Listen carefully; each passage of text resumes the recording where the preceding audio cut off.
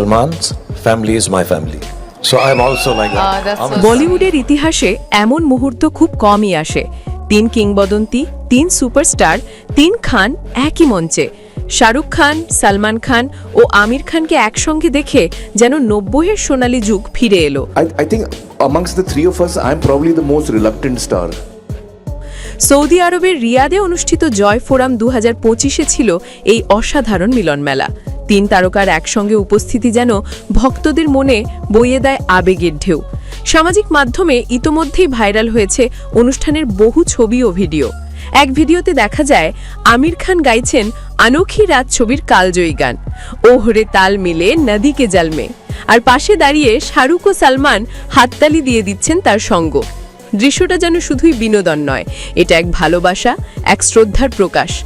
অনুষ্ঠানের এক পর্যায়ে শাহরুখ খান বলেন, আমি সালমান আর আমিরকে দেখে ভাবি তারা যে উত্থান পতনের মধ্য দিয়ে আজকের অবস্থানে পৌঁছেছে তা সত্যি অনুপ্রেরণাদায়ক। তাদের সঙ্গে একই মঞ্চে থাকতে পেরে আমি কৃতজ্ঞ। শাহরুখের কণ্ঠে ফুটে ওঠে বন্ধুত্ব আর শ্রদ্ধার মেলবন্ধন।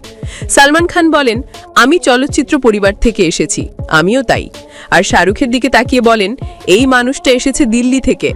তখন শাহরুখ মুচকি হেসে বলেন, দুঃখিত সালমান, একটু বাধা দিতে পারি, আমিও চলচ্চিত্র পরিবার থেকেই এসেছি, তোমার পরিবারই তো আমার পরিবার।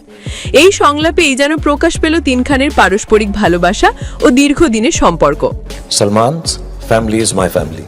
So I'm also like that. that's I'm so a- বর্তমানে সালমান কাজ করছেন সিকান্দার সিনেমায়, শাহরুখ প্রস্তুত হচ্ছেন তার আসন্ন কিন ছবির জন্য, আর আমির ব্যস্ত নতুন এক প্রজেক্ট নিয়ে।